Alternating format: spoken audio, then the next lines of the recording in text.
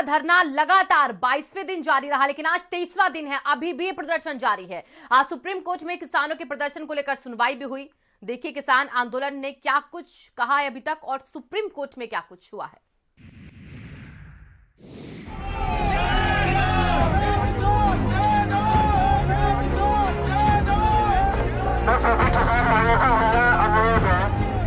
बीते 22 दिनों से सबका पेट भरने वाले अन्नदाता सड़कों पर हैं। जैसे जैसे दिल्ली और एनसीआर में सर्दी के चलते पारा नीचे गिरता जा रहा है, किसानों और सरकारों के बीच कृषि कानूनों को लेकर सियासत बढ़ती जा रही है।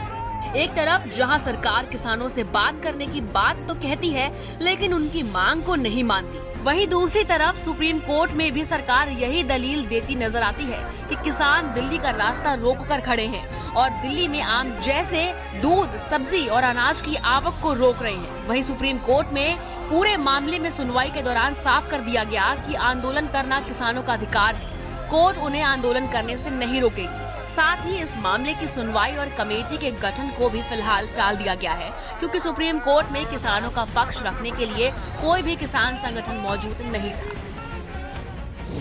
कोर्ट ने राइट टू प्रोटेस्ट का किया समर्थन। किसानों की हालत पर कोर्ट को है सहानुभूति। सरकार को मसले का हल निकालने को कहा। दोनों पक्ष बात करके हल निकाल सकते हैं। किसान अपना प्रदर्शन जारी रख सकते हैं।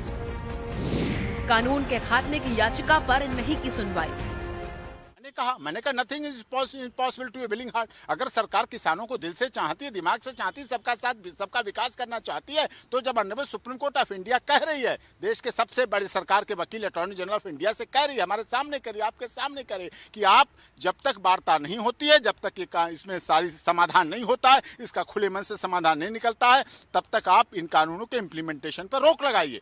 ये बात कह रहे हैं, इम्प्लीमेंटेशन पर रोक लगाइए, तो रोक लगाना चाहिए, मानना चाहिए, और वो बताएंगे, भारत सरकार के विचार से बताएंगे। और मुझे पूरी आशा और विश्वास है कि भारत सरकार, मोदी जी की सरकार जैसे 6 वर्षों से किसानों के लिए काम कर रही है, वैसे ही इन कानूनों पर अगर मतभेद पैदा हो गया तो इन कानूनों पर अवश्य रोक लगाएगी। एक तरफ सुप्रीम कोर्ट है जो किसान के राइट टू प्रोटेस्ट अधिकार का समर्थन कर रही है, वहीं किसानों के समर्थन में किसान संगठनों के अलावा और भी संगठन जुड़ते जा रहे हैं।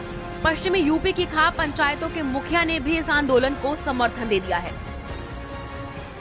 नहीं निकलना चाह, मानेंगे सुप्रीम कोर्ट की बात, हमने कोई सी बात हम नहीं मानेंगे। अब तक 13 किसानों की जान जा चुकी है ठंड के चलते। इस कड़कड़ाटी ठंड में किसान ऐसे धरने पर बैठे। कुछ नहीं, किसान तो चलते रहता रहे, किसान की तो क्या ऐसी बात है, किसान तो मरते रहे, इनके क्या बेचारों की कुछ हुआ है, कोई इनकी कोई वो नहीं है।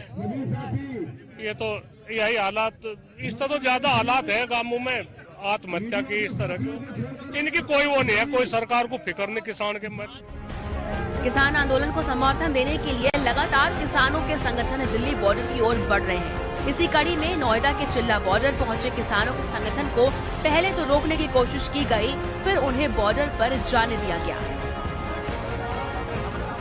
चिल्ला बॉर्डर पे लगातार धरना प्रदर्शन जारी है। 5 दिन से भूख हड़ताल चल रही है। इस वक्त हम चिल्ला बॉर्डर पे ही खड़े हुए हैं, तो आज पुलिस प्रशासन में भी कहीं ना कहीं घमासान छिड़ा हुआ है। कल एक और संगठन आया था, उसने कहा था दिल्ली से नोएडा जाने वाला जो रूट है वो ब्लॉक करेगा, वो रूट वो बंद करेगा, जिसकी वजह से जो महामाया फ्लाईओवर है वहीं पर जो है बैरिकेडिंग कर दी गई है। जो गाड़ियां निकल रही हैं उनको चेक किया जा रहा है। यानी ये साफ एक संदेश पुलिस ने दिया है कि अगर दूसरा संगठन यहाँ आने की कोशिश करेगा तो उसको पहले से ही रोक लिया जाएगा।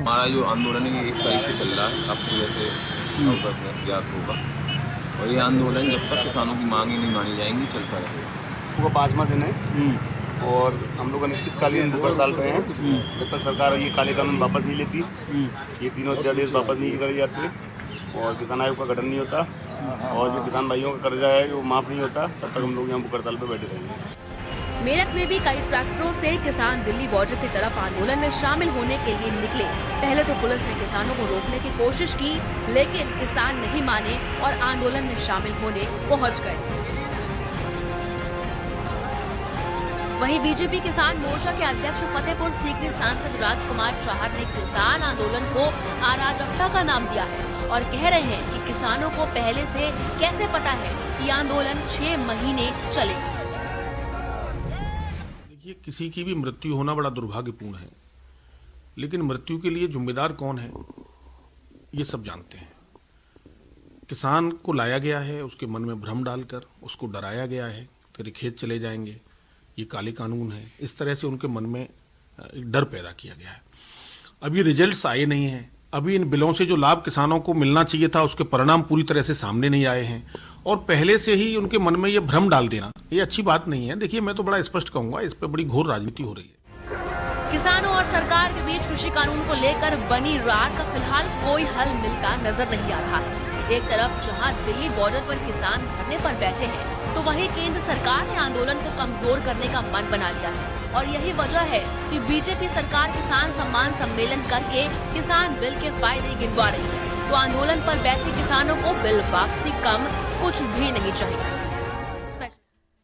नए कृषि कानून को लेकर किसान पिछले 23 दिनों से दिल्ली जाने वाले रास्तों पर पड़ाव डाले हुए हैं। यहां पर सरकार से बिल से वापसी लेने की बात कर रहे हैं, और वहीं आगरा के किसानों से जब भारत समाज